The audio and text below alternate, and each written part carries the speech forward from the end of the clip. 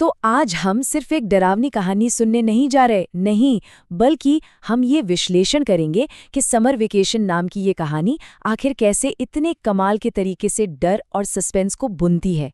चलिए इस कहानी की एक एक परत को खोलते हैं और देखते हैं कि ये डर पैदा करने की जो कला है वो असल में काम कैसे करती है। कहानी की शुरुआत में 13 साल का अमन मजाक में एक लाइन कहता है, और यही लाइन असल में एक क्लासिक फोरशैडोइंग है, मतलब भविष्य का संकेत। बड़ी मजेदार बात है ना कि कैसे कितना मासूम सा मजाकी बेचैनी का माहौल बना देता है। सुनने वालों को पता भी नहीं चलता और वो आने वाले खतरे के लिए तैयार होने लगते हैं।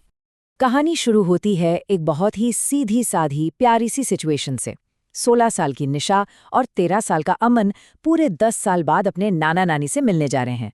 सुनने में तो एक परफेक्ट छुट्टियों वाली कहानी लगती है ना? लेकिन यहीं पर कहानीकार हमारे मन में उम्मीदें जगाता है, सिर्फ उन्हें तोड़ने के लिए।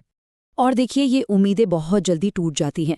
बच्चे जो सोचकर आए थे और वहां पहुंचकर जो डरावनी हकीकत उन्हें मिलती है, उसके बीच का फर्क एकदम साफ है। एक तरफ मजेदार छुट्टियों का सपना और दूसरी तरफ एक वीरान फार्म हाउस और नाना नानी का वो अजीब सा व्यवहार।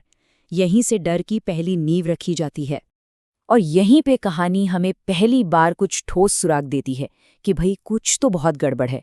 जरा सोचिए, गर्मी में शॉल ओढ़ना, आंखों का वो खालीपन और घर में सड़ने जैसी गंध, ये सब छोटी छोटी बातें हैं, लेकिन यही वो बातें हैं जो एक सामान्य से माहौल को धीरे धीरे असामान्य बनाने लगती हैं। अब कहानी एक अजीब सी मुलाकात से आगे बढ़कर सच में परेशान करने वाली घटनाओं की एक सीरीज में बदल जाती है, और यहीं से कहानी का तनाव, जिसे राइजिंग एक्शन कहते हैं, वो शुरू होता है, जहां बेचैनी अब धीरे धीरे डर में बदल रही है। तो देखिए कहानीकार इन अजीब हरकतों को ना एक के ऊपर एक परत की तरह रखता जाता है। नाना नानी खाना ही नहीं खा रहे, नानी बेवजह जोर जोर से हंस रही हैं, और सबसे जरूरी, घर का लैंडलाइन फोन खराब है। ये तो एक क्लासिक हॉरर की तकनीक है, मतलब किरदारों को बाहरी दुनिया से एकदम काट दो। इससे उनका डर और भी गहरा हो जाता है। नाना नानी की वो जो नकली मुस्कान है और उनका अजीब व्यवहार, उससे जो बेचैनी महसूस होती है, उसे समझने के लिए ये अनकैनी वैली का कॉन्सेप्ट बहुत जरूरी है। ये हमें बताता है कि जब कोई चीज इंसान जैसी तो दिखे पर पूरी तरह इंसान ना लगे, तो हमें उससे एक अजीब सा डर लगता है। और यही वो एहसास है जो निशा और अमन उस वक्त महसूस कर रहे थे। यहाँ से कहानी की रफ्तार तेज हो जाती है। अब बात सिर्फ अजीब व्यवहार तक नहीं रही, अब खतरा ज्यादा साफ और अलौकिक, मतलब सुपरनैचुरल होने लगता है। डर अब सिर्फ एक एहसास नहीं है, बल्कि एक हकीकत बनता जा रहा है। ये 4 घटनाएं बहुत ही ज्यादा महत्वपूर्ण हैं, क्योंकि हर घटना पिछली वाली से ज्यादा डरावनी है। नाना जी की चेतावनी से बात शुरू होती है, फिर नानी का बदला हुआ रूप दिखता है, और फिर तस्वीर से खून बहना, यहाँ तक आते आते बच्चों का जो सुरक्षा का एहसास था वो पूरी तरह से खत्म हो जाता है। ये टाइमलाइन दिखाती है कि डर कितनी तेजी से बढ़ा है। सोचिए, सिर्फ 4 दिनों के अंदर सिचुएशन एक अजीब सी छुट्टी से एक जानलेवा पहेली में बदल गई, और इतने कम समय में ये सब होना डर को और भी घना बना देता है। कहानी के इस मोड़ पर ये सवाल सिर्फ बच्चों के मन में नहीं, बल्कि हमारे मन में भी उठता है। ये सवाल हमें सीधा उनकी जगह पर लाकर खड़ा कर देता है और रहस्य के क्लाइमैक्स के लिए हमारी उत्सुकता को और भी ज्यादा बढ़ा देता है। तो अब हम पहुंच गए हैं कहानी के क्लाइमैक्स पर। बच्चों को अब ये यकीन हो गया है कि इस घर की सारी बुराई और वो सड़ी हुई बदबू पहली मंजिल के उस बंद दरवाजे के पीछे से आ रही है। वो दरवाजा उनके सारे सवालों का जवाब बन चुका है।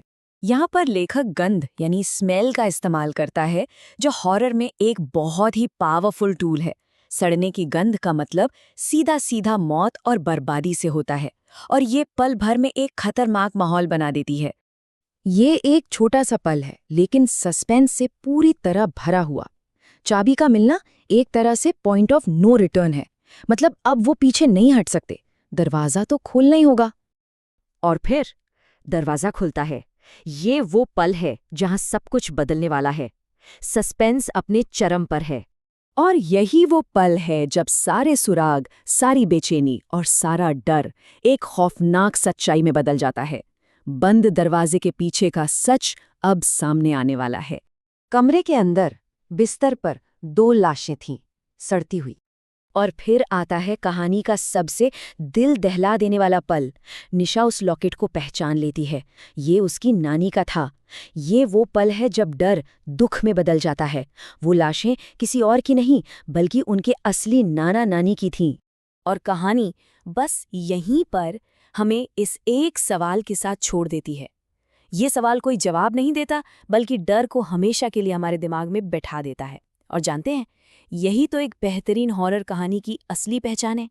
कहानी खत्म हो जाती है, पर उसका डर वो खत्म नहीं होता।